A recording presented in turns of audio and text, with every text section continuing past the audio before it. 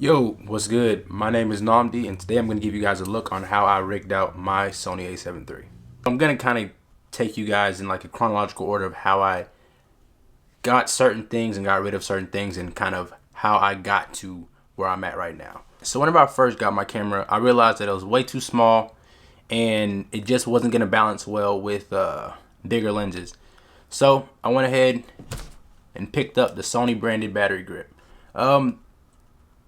Some of the pros about this is that it's a Sony branded one, so you know you're not going to have too many issues with it as far as like software issues and like camera freezing whenever you turn it on and off. But it is a lot more expensive, and essentially all it is a battery grip. So I don't know what the state of the Sony branded, like the third party Sony branded grips are, but at the time there's only two, this one and the Mikey version, and the Mikey version had decent reviews, but I just went ahead and spent the extra money. So you don't have to get this one, but I would suggest picking up a grip.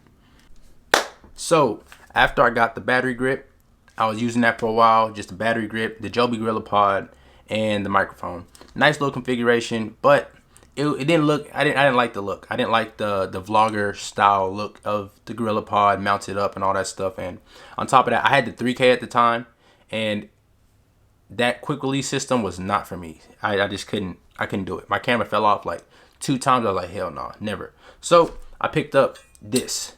This is a small rig cage and handle.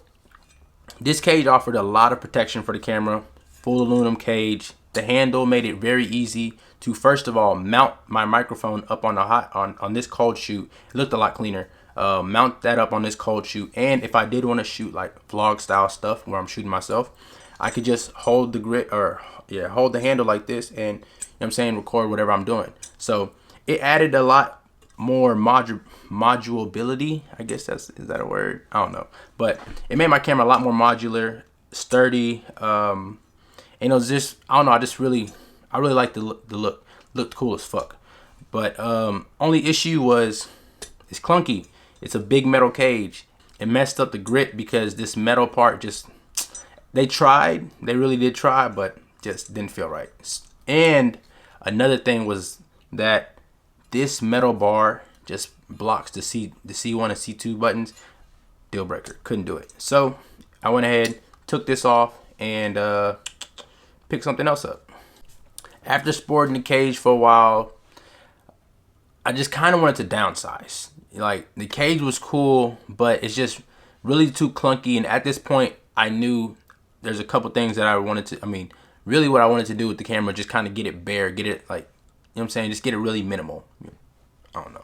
So what I did was I picked up this L bracket. This is the same styled L bracket that Small Rig produces, but this is made by another, I believe it's a Chinese brand, and it's like $10 cheaper, so I went with this one.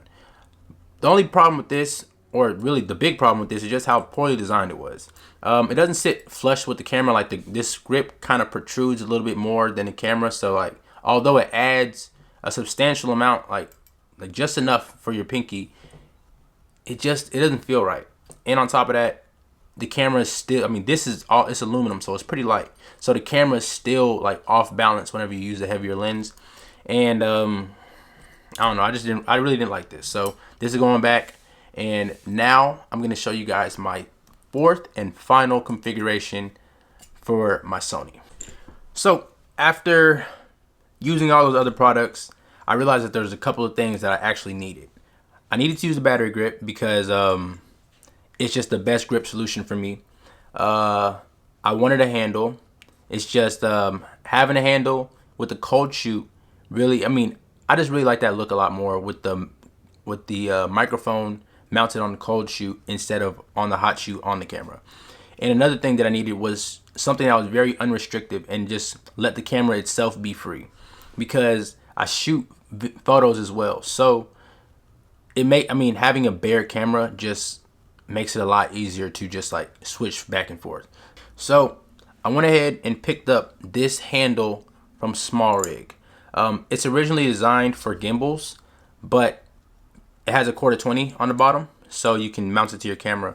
I think this is really just the perfect solution at the time for me. It gives me all the things I needed.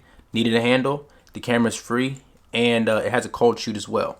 So the only gripe that I have is just the fact that since you mount this straight to the camera, you have to take it off. You have to take the entire thing off whenever you want to get to the battery door. It's not too big of a problem because you can charge these cameras with just a regular USB Type C or micro. I think it's micro USB. Yeah, micro USB cord. So like, it doesn't block that. But I do like using my quick charger that I have, the Sony brand, like the Sony quick charger, and just charging the batteries by itself.